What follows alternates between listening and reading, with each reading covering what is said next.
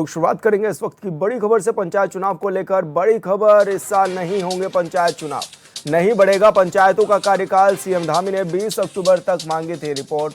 पंचायत निदेशालय ने शासन को भेजी है रिपोर्ट। हरिद्वार को छोड़ सभी जिलों में किया पंचायत का परिसीमन। तो ये बड़ी खबर आपको बता रहे हैं, जहां पर अब नहीं बढ़ेगा पंचायतों का कार्यकाल। सीएम धामी ने 20 अक्टूबर तक मांगी थी रिपोर्ट और ऐसे में पंचायत निदेशालय ने शासन को ये रिपोर्ट भी भेज दी है। हरिद्वार को छोड़ सभी जिलों में किया पंचायत का परिसीमन। पंचायत चुनाव को लेकर ये बड़ी खबर आपको बता रहे हैं, जहां पर मुख्यमंत्री पुष्कर सिंह धामी ने ये कह दिया है कि ना ही तो पंचायत चुनाव आगे बढ़ेंगे और ना ही कार्यकाल बढ़ेगा। और सीएम धामी ने 20 अक्टूबर तक मांगी थी रिपोर्ट। इस रिपोर्ट को शासन में भी भेज दिया गया है पंचायत निदेशालय के द्वारा। और हरिद्वार को छोड़ सभी जिलों में किया पंचायत का परिसीमन। पंचायत चुनाव को लेकर यह बड़ी खबर आपको बता रहे हैं, जहां पर इस साल नहीं होंगे पंचायत चुनाव और पंचायतों का कार्यकाल भी नहीं बढ़ेगा।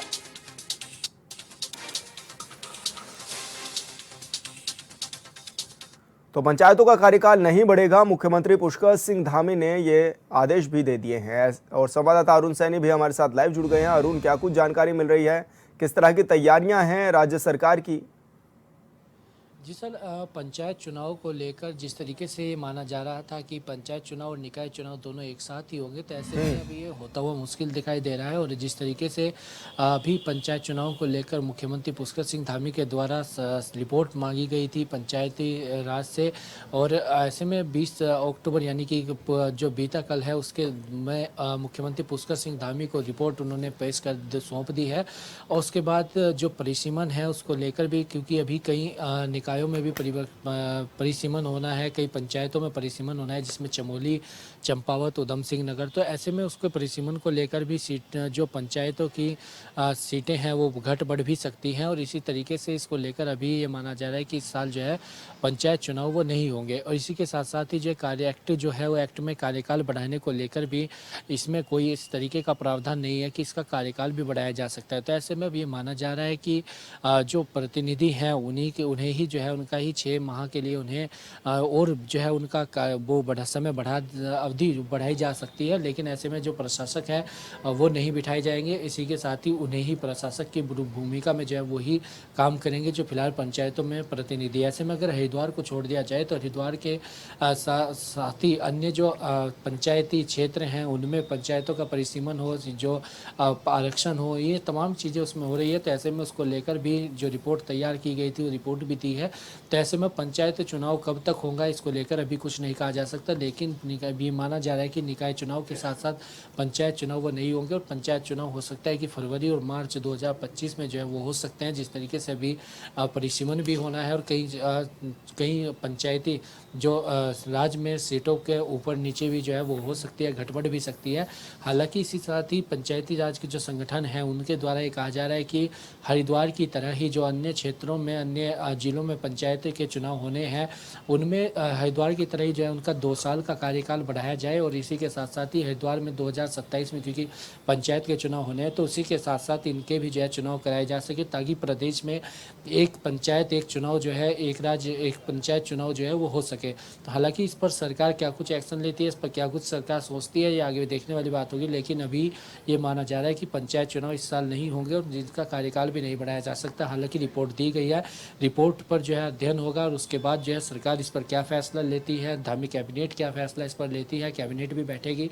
तो ऐसे में उसमें क्या कुछ इसको लेकर फैसला लिया जाता है, ये भी देखने वाली बात होगी। अरुण, क्योंकि मुख्यमंत्री पुष्कर सिंह धामी ने ये रिपोर्ट भी मांगी थी निर्देशालय से, किस तरह की ये रिपोर्ट भी है और कब इसको पहुंचाया भी दिया गया है और अब आगे किस तरह की चर्चा होगी इस रिपोर्ट पर?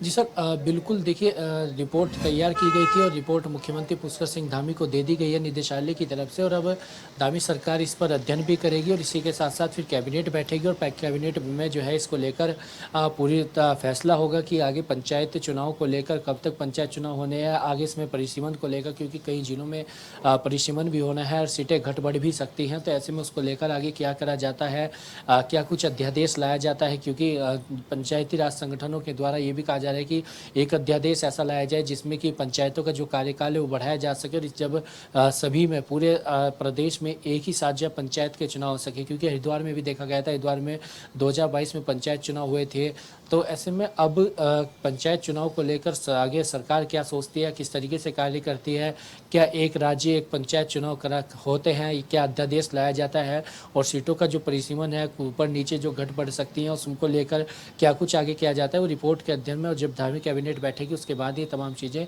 क्लियर होंगी। ऐसे में क्या पंचायत सदस्यों का भी इस और कुछ कहना है, वो किस तरह से देख रहे हैं इस फैसले को? जी विशाल, देखिए बिल्कुल पंचायत जो संगठन है, पंचायत सदस्य हैं, उनका ये कहना है कि लगातार वो यही मांग कर रहे हैं कि उनका जो कार्यकाल है पंचायतों का वो बढ़ाया जाना चाहिए, और इसे 2 साल बढ़ा करके सभी के पंचायतों के चुनाव एक साथ कराए जाने चाहिए। इसको लेकर कई बार वो मुख्यमंत्री पुष्कर सिंह धामी को ज्ञापन भी सौंप चुके हैं, हालांकि सरकार ने इसको लेकर अभी कोई फैसला नहीं लिया, और आगे इस पर क्या कुछ फैसला लिया जाता है, सरकार एक प्रदेश एक राज्य चुनाव जो है करा पाती है या नहीं, और पंचायत चुनाव कब तक होंगे, आगे परिसीमन को लेकर क्या कुछ होना है, ये तमाम चीज़ें आने वाले समय में जो है स्पष्ट होगी। बिल्कुल अरुण, बहुत बहुत शुक्रिया आपका तमाम जानकारी साझा करने के लिए।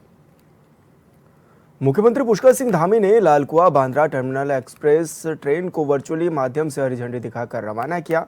वहीं कार्यक्रम को वर्चुअली संबोधित करते हुए सीएम ने कहा है कि नीम करोली बाबा के आशीर्वाद से आज लालकुआ से बांद्रा तक ट्रेन चलने का सपना और लोगों की लंबे समय से चली आ रही मांग को भी पूरा किया गया है। इस अवसर पर सीएम ने सभी राज्यवासियों को बधाई दी। उन्होंने कहा है कि इस ट्रेन के संचालन से मुंबई से कुमाऊं क्षेत्र, हल्द्वानी, अल्मोड़ा, पिथौरागढ़ और आसपास के क्षेत्रों से आने वाले लोगों को बहुत सुविधा भी मिलेगी।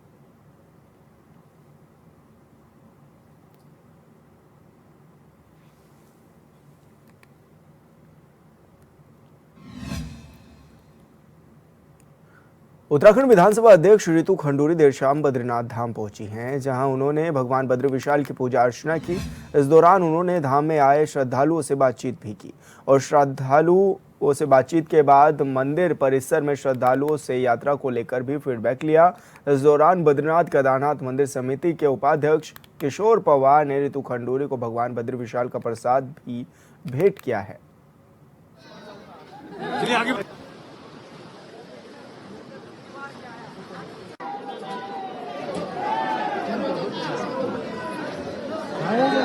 बड़ी जरा इसे खाली करिए।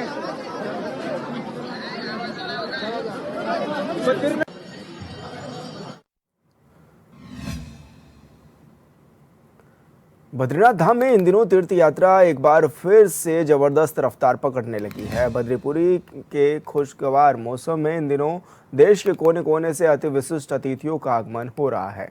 साथ ही तीर्थयात्रियों की संख्या में भी लगातार बढ़ोतरी होती हुई नजर आ रही है।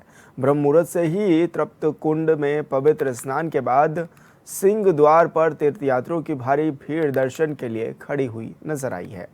बता दें कि अब तक करीब 11,70,000 श्रद्धालु भगवान बद्री विशाल के दर्शन कर चुके हैं।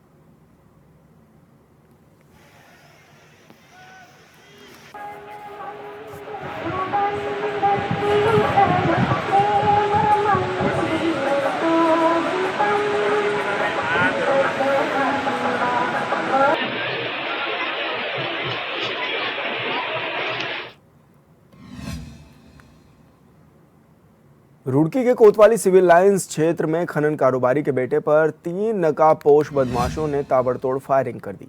हालांकि खनन कारोबारी के बेटे ने भागकर अपनी जान बचाई है, लेकिन इस दौरान एक राहगीर युवक गोली लगने से गंभीर रूप से घायल हो गया। सूचना पर पहुंची पुलिस ने घायल युवक को अस्पताल में भर्ती कराया, जहां से उसे हायर सेंटर रेफर कर दिया गया है।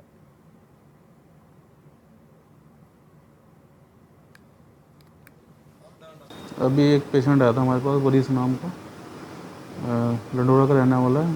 नगला मूर्ति में सुना है कि गोली लगी है अभी प्राथमिक उपचार दे के उसको हमने रेफ़र कर दिया है। क्या स्थिति है सर पेशेंट की? अभी गंभीर है स्थिति, इसलिए हमने 108 के द्वारा है, प्राइवेट गाड़ी से आए? खुद ही लेके आए थे उसके परिजन।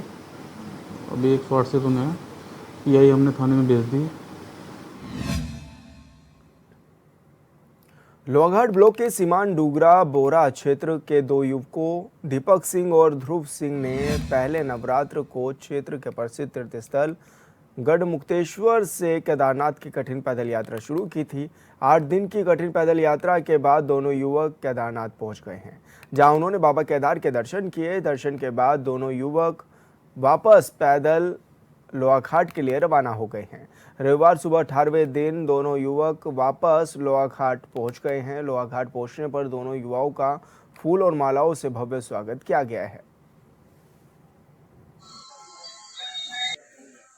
ये बड़े सौभाग्य का विषय है कि हमारे क्षेत्र से पहली बार केदारनाथ के लिए दो हमारे भक्तों ने, ध्रुव और दीपक, हरीश और दीपक, इन्होंने पैदल यात्रा यहाँ से प्रथम नवरात्रि के दिन लोहाघाट से अपने गंतव्य से प्रारंभ की और 18 दिन की विषम परिस्थितियों में यात्रा करके आज सकुशल हमारे अपने क्षेत्र में पहुंचे हैं। यह हमारे लिए बड़े सौभाग्य का विषय है।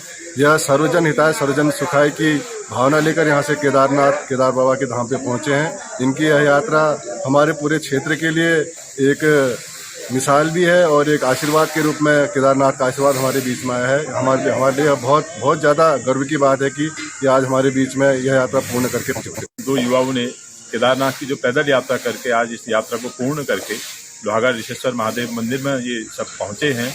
हम सब इन सब का धन्यवाद ज्ञापित करते हैं, इनको साधुवाद देते हैं कि जिस सनातनी परंपरा को बनाए रखने के लिए इन्होंने यह बहुत बड़ी विषम परिस्थितियों में यह यात्रा पूरी करी है। अवश्य ही इस यात्रा के पूर्ण होने से हमारे क्षेत्र में जन जागृति आएगी और सनातन के प्रति लोगों में पुनः एक नई श्रद्धा का प्रभाव होगा। तो क्षेत्र में बहुत ही उत्सुक हैं, सभी लोग बहुत ही उत्सुक हैं और इनके दर्शन करने मात्र से ही हम लोग ये अपने आप को समझ रहे हैं कि हमें बाबा केदारनाथ के दर्शन यहाँ पर हो रहे हैं। पूरे क्षेत्र में बहुत ही अच्छा सुंदर माहौल है और सभी लोग इनके स्वागत के लिए तैयार हैं और बहुत जल्दी कल इनके स्वागतार्थ एक भंडारे का कार्यक्रम वहाँ पर किया जा रहा है और सभी लोगों को आमंत्रण